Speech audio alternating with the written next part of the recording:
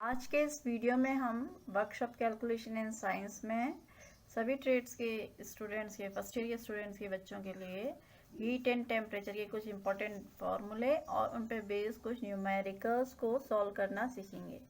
तो सबसे पहला फार्मूला है टेम्परेचर कन्वर्जन का।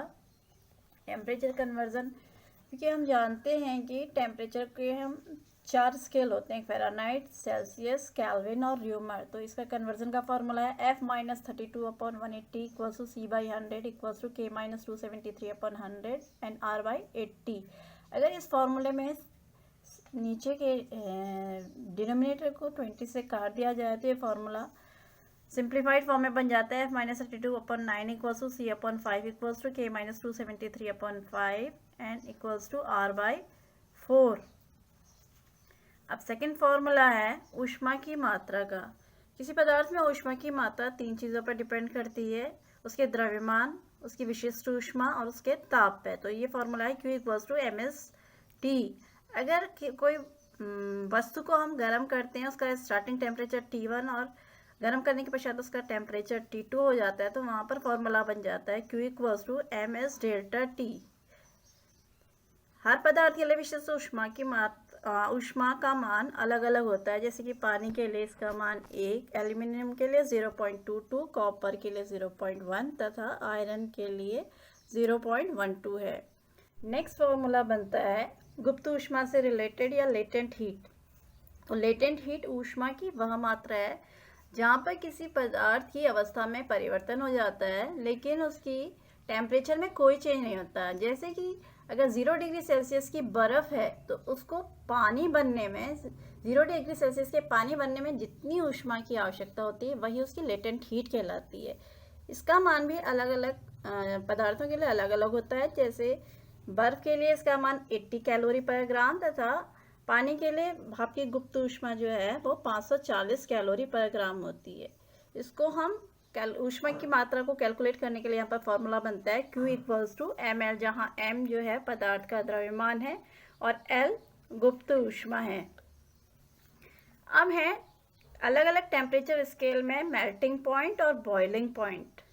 मेल्टिंग पॉइंट मतलब जहाँ पर टेम्परेचर के स्केल में हम बात करते हैं बर्फ़ के गलने की, और बॉइलिंग पॉइंट के लिए हम बात करते हैं पानी के उबलने की। तो सेंटीग्रेड वाले स्केल में ये मेल्टिंग पॉइंट बर्फ़ के लिए 0 डिग्री सेल्सियस तथा पानी के लिए बॉइलिंग पॉइंट जो है वो 100 डिग्री सेल्सियस है। फ़ारेनहाइट के स्केल में यह 32 डिग्री फ़ारेनहाइट है मेल्टिंग पॉइंट और बॉइलिंग पॉइंट 212 डिग्री फ़ारेनहाइट है। केल्विन स्केल में मेल्टिंग पॉइंट 273 डिग्री केल्विन है, जबकि पानी का बॉइलिंग पॉइंट 373 डिग्री केल्विन है। र्यूमर स्केल में बर्फ़ का मेल्टिंग पॉइंट 0 डिग्री र्यूमर है, जबकि पानी का बॉइलिंग पॉइंट 80 डिग्री र्यूमर है। नेक्स्ट फार्मूला है कैलोरीमीटर का। तो कैलोरीमीटर एक ऐसा इंस्ट्रूमेंट है जिसमें हम जब दो पदार्थों की मिक्सिंग करते हैं तो उसमें हीट लॉस या हीट गेन कितना हो रहा है उसको कैलकुलेट करते हैं। तो इसके लिए फॉर्मूला है किसी सॉलिड या लिक्विड द्वारा हीट का कितना लॉस हो रहा है ये कैलकुलेट किया जाता है। Heat loss equals to heat absorb by solid और liquid plus heat absorb by calorimeter, यानी किसी पदार्थ या सॉलिड द्वारा कितनी ऊष्मा गेन की जा रही है प्लस कैलोरीमीटर कितनी ऊष्मा ले रहा है। नेक्स्ट फार्मूला है रेखीय प्रसार गुणांक का। इसका फॉर्मूला बनता है लंबाई में परिवर्तन बटे प्रारंभिक लंबाई गुणा तापांतर। नेक्स्ट है क्षेत्रीय प्रसार गुणांक या कोफिशिएंट ऑफ सुपरफिशियल एक्सपेंशन। क्योंकि इसमें क्षेत्रफल में चेंज आता है इसलिए इसका फॉर्मूला बनता है क्षेत्रफल में परिवर्तन बटे प्रारंभिक क्षेत्रफल गुणा तापांतर। इसे हम बीटा से डिनोट करते हैं।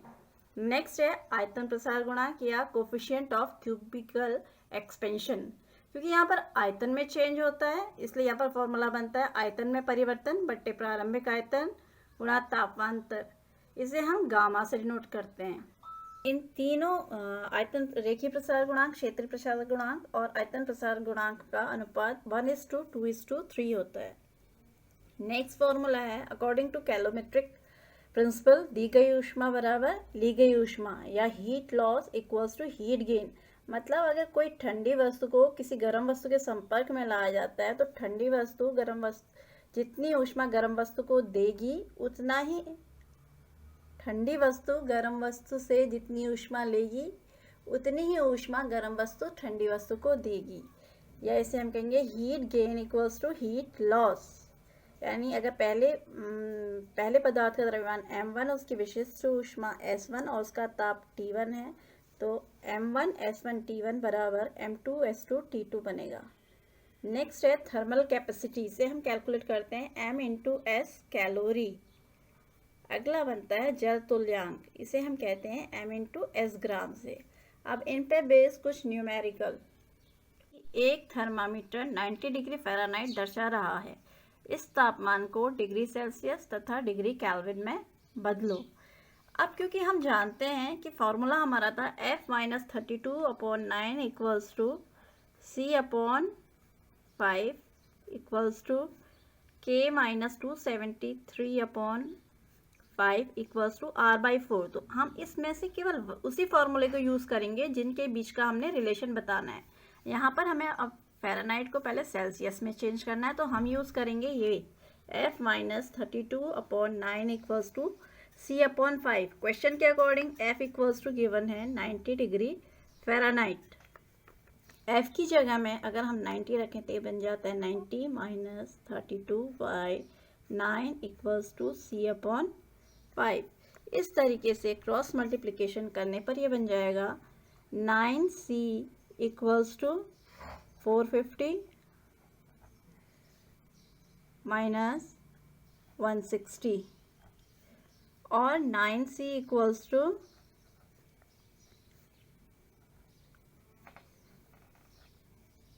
290 और C इक्वल्स टू 290/9 या 32.22 डिग्री सेल्सियस। अब इसी टेम्परेचर को हमने केल्विन में बदलना है। चाहे तो हम ये वाला फॉर्मूला यूज़ कर सकते हैं और चाहे तो हमारा सेल्सियस में आ चुका है। सेल्सियस और केल्विन का रिलेशन बड़ा ही इजी होता है तो मैं इसे इसी से सॉल्व करूँगी।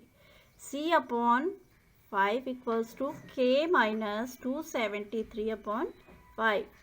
इससे ये फॉर्मूला बन जाएगा C इक्वल्स टू K-273 और हमें K कैलकुलेट करना है इसलिए K इक्वल्स टू C+273 या ये बन जाएगा 32.22 plus 273 equals to 305.22 degree Kelvin. अब नेक्स्ट क्वेश्चन की ओर बढ़ते हैं।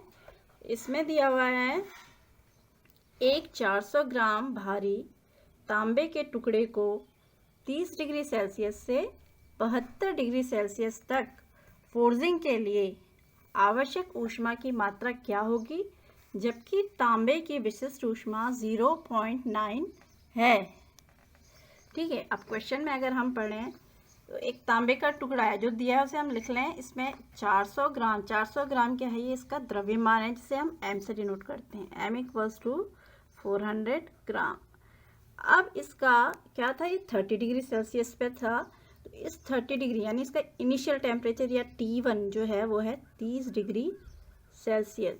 अब 30 डिग्री सेल्सियस से कहाँ तक का रेज किया इसका टेम्परेचर, 72 डिग्री सेल्सियस तक, यानी T2 हो गया 72 डिग्री सेल्सियस। और क्या गिवन है इसमें किया है कि फोर्जिंग के लिए ऊष्मा की मात्रा निकालनी, यानी Q तो हमने कैलकुलेट करना है और तांबे की विशिष्ट ऊष्मा जिसे कि हम S से डिनोट करते हैं वो गिवन है 0.09।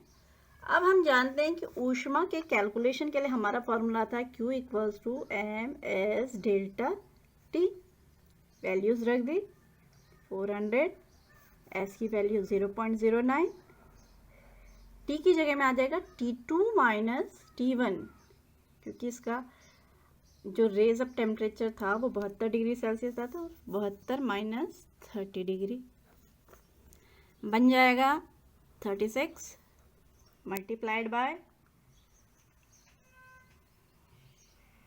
42 और कैलकुलेट करके ये आता है 1512, क्योंकि ऊष्मा की मात्रा पूछी है, ये एम ग्राम में दिया है तो इसकी मात्रक बन जाएगा calorie.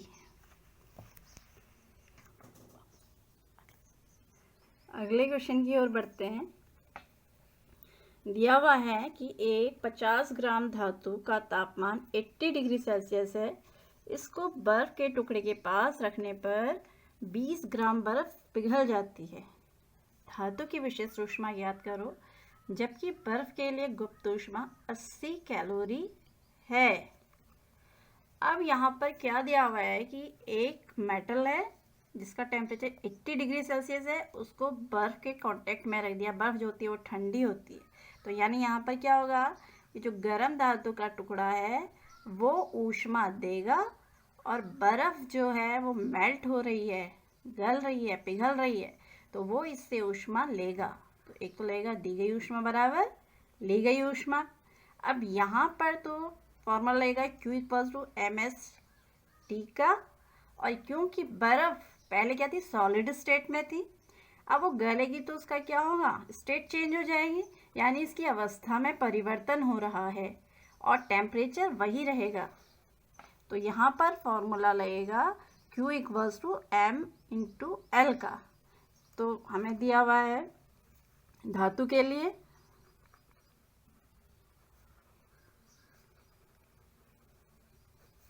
M equals to 50 gram, T equals to 80 degree Celsius और S हमें निकालना है। जबकि बर्फ़ के लिए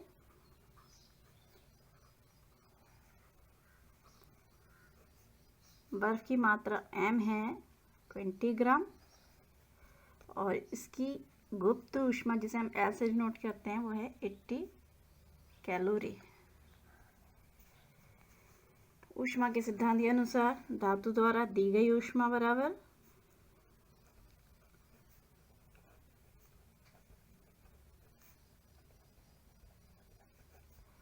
बर्फ द्वारा ली गई ऊष्मा।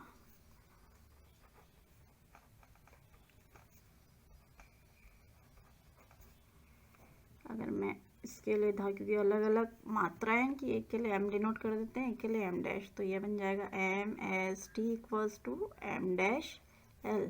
रख दी values 50 into 80 into S equals to 20 into 80, 80 से 80 कट गया तो S इक्वल्स टू आ गया 20/50 या 0.4। तो जो पूछा गया था हमसे, क्या पूछा था हमसे, धातु के लिए विशिष्ट ऊष्मा, तो विशिष्ट ऊष्मा आ गई 0.4। विशिष्ट ऊष्मा का कोई मात्रक नहीं होता क्योंकि ये दो ऊष्माओं का रेशो होता है।